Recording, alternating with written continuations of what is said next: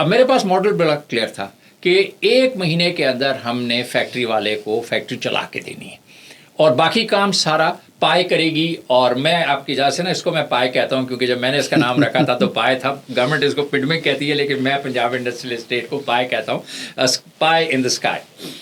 اچھا, تو ہم نے سیمنٹ اور اسٹیل کی سڑکیں, انڈر گراؤنڈ بجلی, کیونکہ وہاں یہاں پر وہ پتنگوں کی وجہ سے بجلی کٹتی تھی.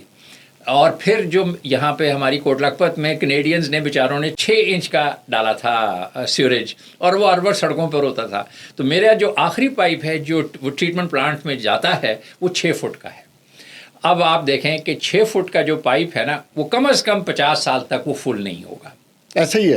اور بجلی 100 میگا واٹ کا ہماری ڈیمانڈ تھی, 225 میگا واٹ کا میں نے سسٹم بنایا. ایسا ہی ہے. ہر کیبل میری ڈبل دا سائز ہے. اچھا, یہ ڈبل دا سائز کی بھی چھوٹی سی کہانی سناؤں. میں راست نورہ آئل ریفائنری کے اندر آگ لگی تھی, اس کے بعد اس کی آٹومیشن میں نے ڈیزائن کی تھی. تو میرا گورا جو وہ تھا پروجیکٹ مینیجر, اس نے کہا یہ تم 100 ایمپیئر کی جو کیبل کی تمہاری ڈیمانڈ ہے تم اس میں کتنے سائز رکھو گے؟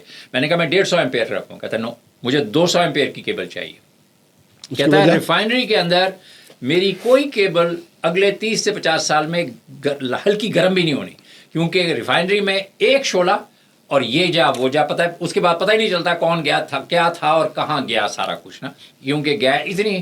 تو آپ نے اس کی وارننگ کو یاد رکھتے ہوئے آپ نے یہ پھر ڈیزائن کیا. رزلٹ کیا ہے اس وقت ہمارے لاسز ہیں 1%. لیس دین 1%. لیس دین 1%. اچھا, میں 0.6 کا مجھے فگر دیا تھا آپ نے الیکٹریکل ڈپارٹمنٹ نے, لیکن میں نے احتیاطاً 1 کہا تاکہ میں غلط نہ ہو جاؤں.